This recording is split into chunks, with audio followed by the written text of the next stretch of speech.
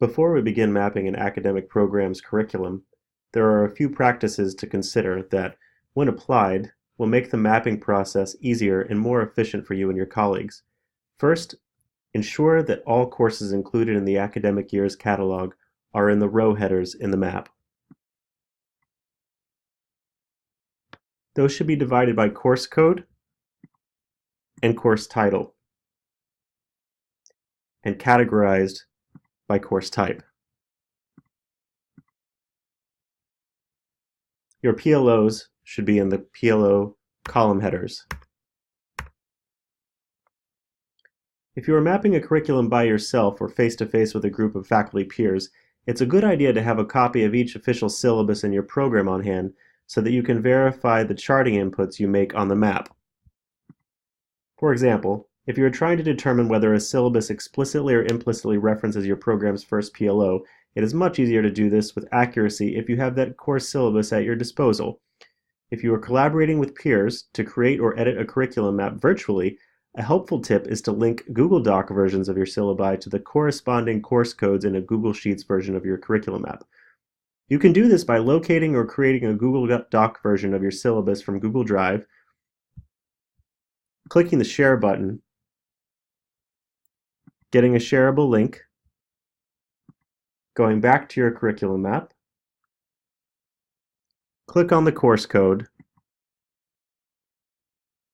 and then select the link option. Simply paste the URL into the link field and apply. And now your official course syllabus is linked to the curriculum map. You should do this for all of your program's courses. Even if you're not collaborating virtually, it is good practice to maintain your map in Google Sheets so that it is easily accessible by your peers and anyone else who has permissions to your Google Drive. Another helpful practice is to link your assessment plans from the Campus Labs planning site to your PLOs in the curriculum map. You can do this by navigating to the Campus Labs planning site, which can be found at seu.campuslabs.com/planning. You'll need to log in with your SEU credentials, just as you would to Brightspace. Click on your program and your learning outcome,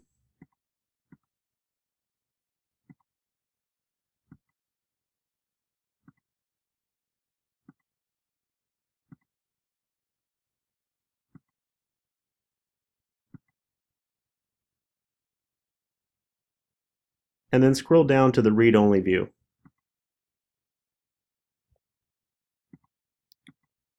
Copy that URL, go back to your curriculum map, select your program learning outcome, and then the link feature. Paste that URL into the field. Now your PLO description will link directly to your assessment report. This will allow you to reference your learning outcomes in the context of the annual reports that contain information like the program learning outcome description, the assessment measures used to evaluate student performance against the outcome, the resulting data from annual assessment measures, faculty analysis of the data, recommendations for improvement, and results of actions from previous years. Remember, curricular relevance, learning outcomes, and assessment of student learning are all at their peak functionality when they are visualized together. Now that we have linked our course syllabi and PLOs to the map, we can begin to chart the map with the inputs identified in the legend. There are two approaches you can take in terms of the sequence of mapping: by PLO or by course. For this exercise, we will do it by course. The first course in our curriculum is HIST 1023, Western Civilization, 17th Century to the Present. The first PLO is History majors will demonstrate adequate knowledge of the historical development of Western civilization. So the first question we have to ask when charting the map is, does HIST 1023 explicitly or implicitly refer to this program learning outcome in its official syllabus? Let's look at the syllabus that we have linked to the course code.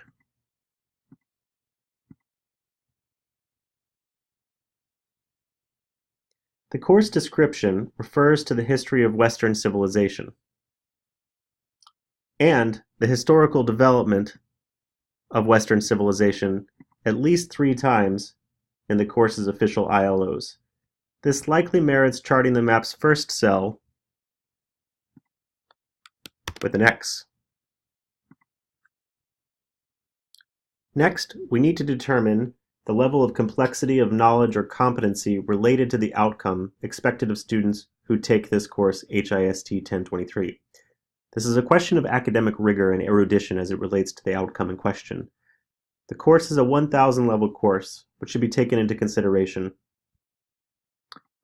A cursory reading of the syllabus suggests that the level of content delivery is introductory. So for level, we will enter an I. Finally, we should determine whether feedback on student performance on the outcome is given to students enrolled in the course. Official syllabi generally do not provide this type of information, but it can be found on an operational syllabus or by consulting with the course designer and/or professor. In this case, the answer is yes. So we will input an F for feedback. We have mapped 3 cells for the first course of the first program learning outcome for this academic program. With 4 outcomes and 43 courses, that is a possible input amount of 516 cells, and that's just for one program. At this point, one begins to realize how tedious a task curriculum mapping can be if done by oneself, though there are certainly those among us who rather enjoy the exercise. But as is the case with all things assessment, it is a best practice to conduct curriculum mapping with peers and colleagues. This affords the dual benefit of a more expedient mapping process and a formative exchange about the content of the map. Before turning our attention to the insights that can be gleaned from a completed curriculum map, let's map our first course to the remaining outcomes. The second PLO states that history majors will demonstrate adequate knowledge of the historical development of the American Republic. Neither the course description nor the ILOs make reference to the historical development of the American Republic, so we will leave the first cell blank.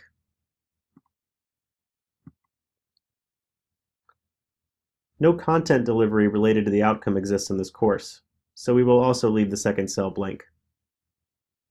Finally, no feedback on the historical development of the American Republic is given in this course, so that cell will also be left blank.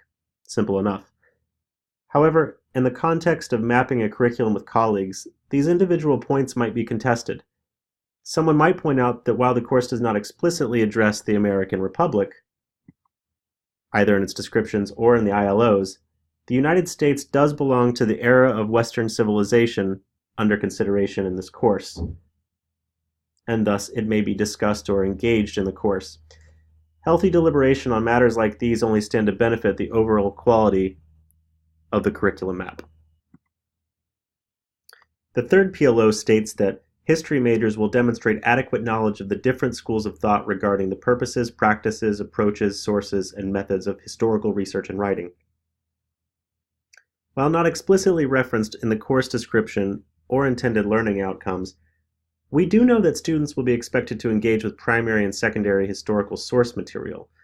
They might have discussions about purpose and motivation in historical perspectives, and will receive feedback on their own critical engagement with historical writing and research, even if it is at a minimum compared to upper-level courses, especially those engaging historiographical study, and even though the majority of this course involves factual recollection. So for this course outcome relationship, we will enter an IM for implicit, an I for introductory level of content, and an F for feedback. Let's compare that with the course outcome relationship with that of a course more intensely aligned with the third PLO.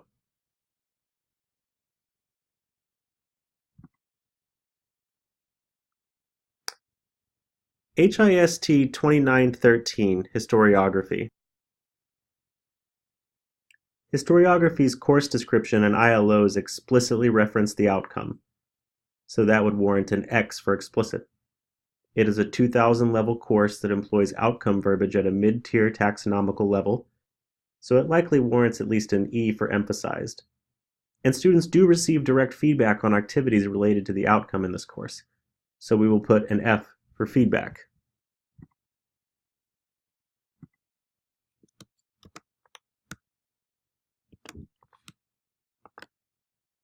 So while HIST 1023 and HIST 2913 might very well both be desirable residential courses for program-level learning assessment, it is likely that HIST 2913 will be able to tell us more about student performance on that outcome by virtue of its degree of alignment with the PLO.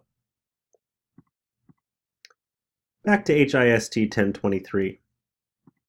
The fourth PLO states, history majors will demonstrate adequate ability to conduct historical research, form a detailed argument, and present the results in written form.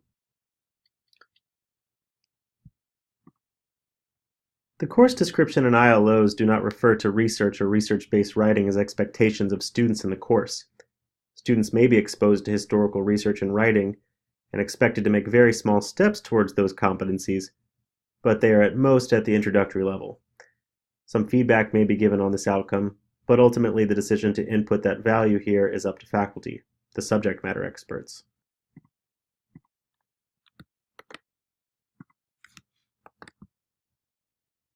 Compare this to HIST 4932, History Research Seminar, just a few rows down in the curriculum map. This is a 4,000 level course. Its course description and ILOs explicitly reference the PLO in question. An advanced level of academic rigor and complexity is expected of students with regard to the outcome, and feedback is given on every assignment. So this will warrant an X for explicit, an A for advanced level of content delivery, and F for feedback. Again, both HIST 1023 and HIST 4923 might include assessments of student learning at the program outcome level, but the former will be introductory, perhaps even a baseline set of scores, while the latter is summative and comprehensive. Now we will take a look at what insights might be gained from a fully charted curriculum map.